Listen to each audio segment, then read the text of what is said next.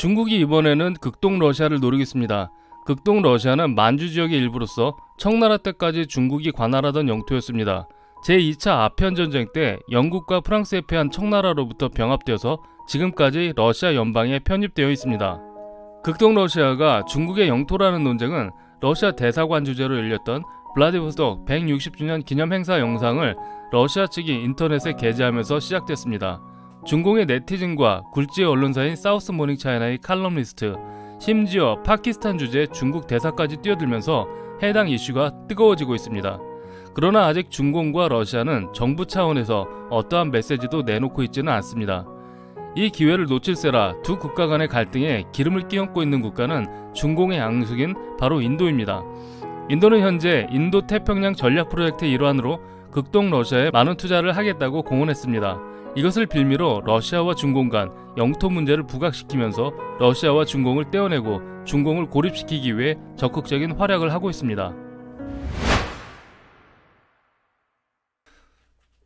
극동 러시아의 수도 블라디보스톡, 동방을 점령하라 라는 이상한 이름의 이 도시는 1980년대만 해도 군사보호지역으로서 민간인의 출입이 금지되었었지만 현재는 아시아의 샌프란시스코라는 별명이 붙을 정도로 멋진 도시로 탈바꿈했습니다. 블라디보스톡과 유탄 행정도시로는 하바롭스크가 있습니다. 이곳은 중공의 대사관이 있는 아무르강을 끼고 있는 도시입니다. 아무르강을 한자어로 흑령강이라고 합니다. 이 강을 분기로 중공과 러시아가 나뉘어져 있습니다. 중공과 거리가 가까운 만큼 하바롭스크에는 중국인들이 징글징글하게 많습니다. 극동 지역의 또 다른 도시인 블라디보스톡은 그나마 형편이 나은 편입니다. 중국인이 하바롭스크만큼 많지는 않았기 때문입니다. 그런데도 불구하고 블라디보스톡 시민들은 중국인들에게 완전히 질려 있습니다. 여기에는 분명한 이유가 있습니다. 2000년대부터 중국인들이 몰려와서 집값을 엄청나게 올려놓았기 때문에 정작 러시아인들은 집을 구하기가 어려웠던 것이 제일 큰 이유였었고요. 둘째는 노점상을 중국인들이 장악해서 중국인들에게 질려 있었으며, 셋째는 중국이 자기네 영토를 노리고 있다는 사실을 인지하고 있었기 때문입니다.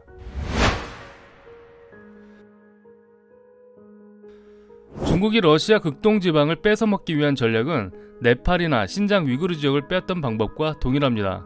우선 노동자와 상인을 보내서 지역에 거주시키고 그 다음 중공 정부가 재정 지원을 통해서 지역 상권과 사업권을 장악합니다. 그리고 역사를 들먹이며 한때 자기네 영토였으니 내놔라, 이런 식입니다. 러시아에서도 이 방식을 그대로 써먹고 있습니다. 구소련 해체 이후 연해주 지방이 개방되자 중공은 이곳 극동 러시아에 농업 종사자들과 계절 노동자들을 밀어넣었습니다. 중국의 농민들이 러시아 농업의 주된 인력으로 자리 잡자 이번에는 그들을 관리하고 있는 회사에 중국 공산당이 돈질을 하기 시작합니다. 재정 지원도 하면서 회사 지분을 사들이는 것이죠. 그렇게 땅을 소유하거나 임대를 한 농업 면적이 이미 35만 헥타르에 달합니다. 이제 극동 러시아의 고급 농업 인력은 중국인들이 장악했습니다. 따라서 러시아에 입국한 근로자들은 아예 러시아의 자리를 잡고 본국으로 돌아가지를 않습니다. 중국인의 유입은 구소련이 무너지면서 본격적으로 진행되어 왔습니다. 그러던 것이 이제는 그 숫자가 많진 않지만 중국인의 2세, 3세 그리고 러시아와 혼혈 중국인들이 그 지역 주민으로 자리 잡아가고 있습니다. 이것은 단순히 생산직 노동력의 유입과는 차원이 다른 문제입니다. 언제 그들이 중국 선포를 할지 모르기 때문이죠. 스탈린이 극동 러시아 지역의 고려인들을 모두 중앙아시아로 강제 이주시켰던 과거를 생각한다면 현재 극동 러시아에 거주하는 중국인들에 대해서 러시아가 느끼는 위기감을 대충 짐작할 수 있을 것입니다. 이러던 상황에서 중국의 비정부 인사들, 민간인 수준에서 극동 러시아는 우리 땅이라는 말이 슬슬 흘러나오기 시작했습니다. 네티즌 같은 정체가 드러나지 않은 개인들로부터 현재는 오피니언 리더까지 가세한 상황입니다. 이것은 결코 우연히 벌어진 일이 아닙니다. 그 네티즌이란 녀석들도 분명히 우마우당이거나 공산당 하위 똘마니들입니다. 별 볼 일 없는 똘마니들이 인터넷 같은 데서 한번 간을 보고요, 러시아가 별 반응이 없으면 조금 더 수위를 높여서 도발을 합니다. 하지만 중공과 러시아는 이 문제에 대해서 아직까지 정부 차원의 입장 표명을 하고 있지 않습니다. 게다가 이 지역에 대해서 러시아의 역사적 견해는 중공과 매우 다릅니다. 러시아 역사학자들은 극동 러시아, 즉 연해주 지역의 근원은 발해이며 발해는 한국의 역사와 관련이 있다고 주장합니다. 원래 소유자는 한반도이지 중공 너희들이 아니라는 이야기입니다. 유리 미하일로비치 푸틴이라는 지금은 작고한 러시아의 역사학자는 한반도의 인종, 문화와 언어는 물론 단군 신화 및 신석기 구석기 시대의 상황적 자료까지 총망라하여 발해가 한반도와 관련되었다는 연구자료를 내놓았으며 이것은 현재도 한국뿐 아니라 북한에서도 소중한 자료로 활용되고 있습니다. 또한 외교적으로도 중공이 극동 러시아를 자기네 소유로 주장하기 어려운 상황입니다. 왜냐하면 연해주 지역을 러시아가 합병하는 대신에 아무르강과 우스리강 인근의 수많은 섬들을 모두 중공의 것으로 해주었습니다. 또한 이것에 대해서 외교적 서명 날인을 3차례나 했었습니다. 그런데 지금 와서 또 연해주를 내놓으라고 징징대고 있는 것입니다. 인도는 이런 사실을 간파하고 중공과 러시아 간 갈등에 기름을 끼얹고 있습니다. 사실 인도 입장에서도 이 문제에 안 끼어들 수가 없습니다. 극동 러시아는 인도 태평양 전략에 있어서 매우 중요한 곳이기 때문입니다.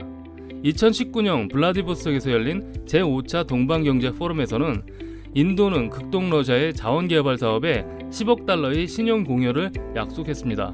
코트라의 보고서에 따르면 이 포럼에는 한국, 일본, 중국, 말레이시아, 몽골, 인도 등이 참가했으며 가장 주목받는 나라는 인도였다고 합니다. 특히 이번 포럼에서는 인도를 위한 특별관을 만들어줄 정도로 러시아 측에서도 인도를 VIP로 대접했습니다. 인도의 극동 러시아에 대한 관심은 사실 꽤 오래전부터 있었습니다. 구소련 당시 블라디보스톡에 처음으로 영사관을 열었던 나라가 인도였으며 외국인이 허용되지 않았던 지역임에도 불구하고 인도인들에게는 개방적이었던 것입니다.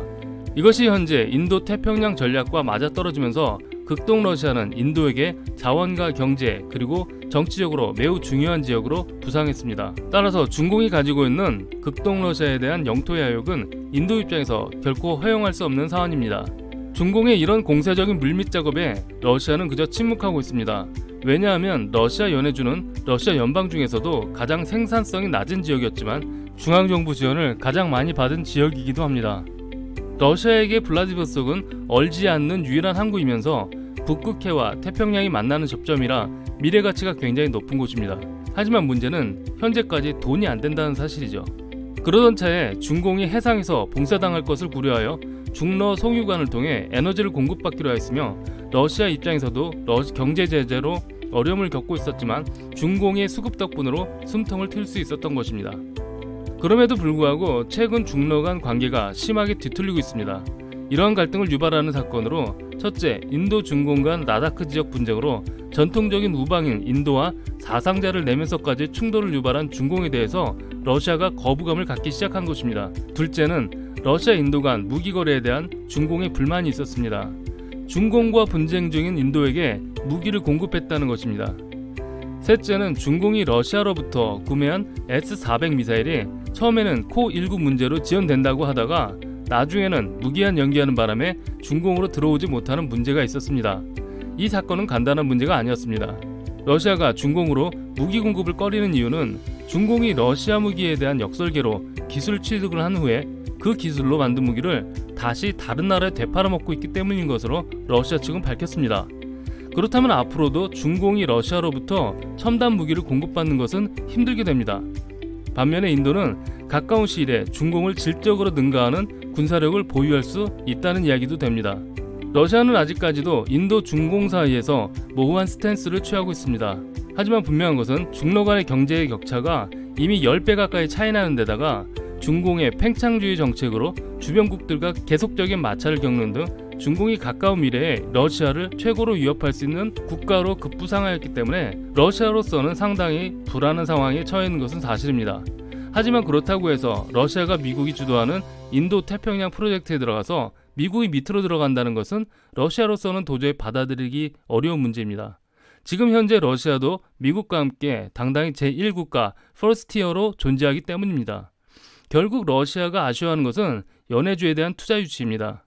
중공 없이 연해주에 충분한 재정을 투입할 수 있다면 러시아가 중공 봉쇄 작전에 참여는 못해도 모른 척은 할 수 있을 것입니다. 이것을 해결해 줄 수 있는 나라가 바로 인도라는 것이죠.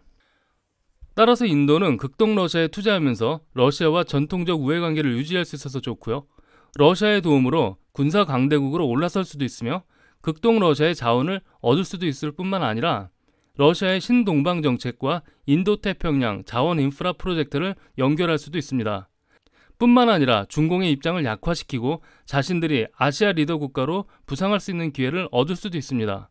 인도는 러시아를 통해서 꽉 먹고 알 먹고 둥지 터서 일쑤시고 1타 5피는 해먹을 수 있기 때문에 인도가 중공에 대한 무력 도발 등 큰 위험까지도 기꺼이 감수하리라고 예상할 수 있습니다. 한편 2020년 올해 9월 중국은 벨라루스, 미얀마, 파키스탄 등 러시아의 군사 우호 협력 국가들이 러시아 남부 지역에서 매 4년마다 정기적으로 열리는 훈련에 처음으로 참가했습니다. 하지만 중공은 이 훈련이 특정 국가를 대상으로 한 훈련이 아니며 지역 분쟁과도 관련이 없다고 강조했습니다. 그러나 중공은 이러한 훈련을 통해서 전투력을 향상시키려고 하고 있습니다. 러시아는 자국산 무기로 무장한 국가들이 대규모 훈련을 통하여 무기 체계에 대한 피드백을 얻으려는 목적으로 보입니다. 러시아는 중공이 미국과 대항하는 상황에서 직간접적인 협조를 할 것입니다. 그러나 지역 내에서는 여전히 중공과 갈등을 빚을 수밖에 없는 애매한 상황에 처해 있습니다. 러시아는 동서양에 걸쳐 있는 국가답게 양다리에도 능숙하고 상당히 강력한 뒤통수가 있는 국가이기 때문에 정작 미국을 뒷배경으로 인도 중공 간 대규모 전쟁이 발생하더라도 과거 한국전쟁에서 보듯이 러시아는 한 발 물러서서 무기를 팔아가며 불구경하고 있을 가능성이 매우 큽니다. 결론적으로 인도가 중공을 대적하는 행위는 인도 태평양 프로젝트를 통한 아시아 주도권을 쥐려는 목적이며 이에 가장 큰 경쟁 상대가 중공이라고 판단한 것입니다. 러시아는 중공이 재정적으로 필요한 존재이자 미국에 대항할 수 있는 앞마당 개가 필요한 상황이면서 동시에 자신들에게 최대의 위협을 줄 수 있는 양날의 칼 같은 존재입니다. 따라서 이 강대국들의 꼬리물기가 계속되면서 아시아 정세는 점점 불안해지고 있으며 인도 중공 간 큰 난리가 나는 것 외에는 다른 해법은 없어 보입니다.